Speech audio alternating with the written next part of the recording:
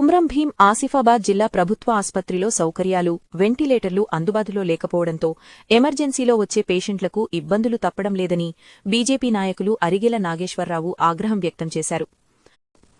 ఆసిఫాబాద్ మండలంలోని సాలెగూడ గ్రామ పంచాయతీ గొల్లగూడ గ్రామానికి చెందిన బుర్స లచ్చన్న అనే వ్యక్తి ఆరోగ్యం క్షీణించి 108కి కాల్ చేసి అంబులెన్స్లో ఆసుపత్రికి తీసుకువచ్చి ఎమర్జెన్సీ వార్డుకు తరలించారు. వైద్య బృందం పరీక్షలు నిర్వహించి వెంటిలేటర్ లేదు అని చెప్పగా ఈ విషయం తెలుసుకున్న తెలంగాణ రాష్ట్ర బీజేపీ కార్యవర్గ సభ్యులు అరిగేల నాగేశ్వరరావు వెంటనే ఆసుపత్రికి చేరుకుని పేషెంట్ని మంచిర్యాల ఆసుపత్రికి తరలించే ఏర్పాటు చేశారు. ఆసుపత్రి సిబ్బందిపై ఆయన ఆగ్రహం వ్యక్తం చేశారు.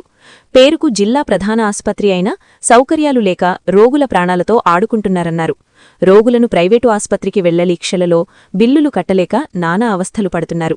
100 కోట్లతో ఆసుపత్రి కట్టినా సౌకర్యాలు లేవని విమర్శించారు. మెడికల్ కాలేజ్లో ప్రొఫెసర్ల కొరత ఉంది అని ఆగ్రహం వ్యక్తం చేశారు. జిల్లా కలెక్టర్, ఎమ్మెల్యేలు చొరవ తీసుకుని ఆసుపత్రిలో వెంటిలేటర్లు అందుబాటులోకి తేవాలన్నారు. పేషెంట్స్ని ఏ పేషెంట్ వచ్చినా రెఫర్ చేసే పరిస్థితి ఉన్నది.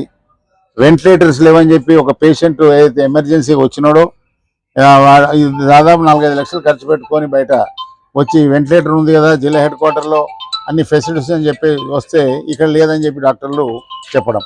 ఎవరు కూడా సూపరింటెండెంట్ కానీ తర్వాత ఇక్కడ ఉన్నటువంటి జిల్లా అధికారులు కానీ ప్రజాప్రతినిధులు కానీ ఎవరు కూడా ఇంట్రెస్ట్ తీసుకుంటారు.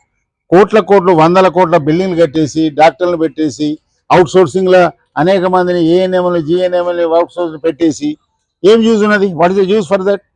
ఏం యూజ్ లేదు. ఒక పెద్ద బిల్డింగ్ కట్టాడు, కాలేజీ కట్టాడు. కాలేజీలో కూడా ఏముంది, అసలు ప్రొఫెసర్స్ లేరు. ఆ విద్యార్థులకు నష్టం జరుగుతుంది అక్కడ కూడా. కాబట్టి దయచేసి ఇప్పటికైనా జిల్లా కలెక్టర్ గారు చొరవ తీసుకోండి. ఇమీడియట్గా వెంటిలేటర్స్ని పెట్టియండి. వెంటిలేటర్స్ లేక దాదాపు 5-10 మంది ఇంతకుముందు చనిపోయినారు. నాగేంద్రయ్య సార్ అప్పుడు కరోనా అయిపోవడం కూడా కారణం ఇదే, వెంటిలేటర్ లేక. వెంటిలేటర్ ఉంటే బతుకుతాడు. ఇప్పుడు వెంటిలేటర్ ఓపెన్ చేసి చనిపోయే అవకాశం ఉంది. కాబట్టి వెంటిలేటర్ని ఇమీడియట్గా ప్రభుత్వం ఆలోచన చేసి ఇక్కడ ఎమ్మెల్యే గారు కానీ కలెక్టర్ గారు కానీ అందరూ కూడా ఆలోచన చేసి ఇమీడియట్గా ఒక మీటింగ్ కాల్ ఫర్ చేయండి. జిల్లాలో మీటింగ్ కాల్ ఫర్ లేదు, ఇదివరకు మీటింగ్ చేయండి. చేసి ఏది అవసరం ఉందో ఏది రిక్వైర్మెంట్ ఉందో అది చేయండి.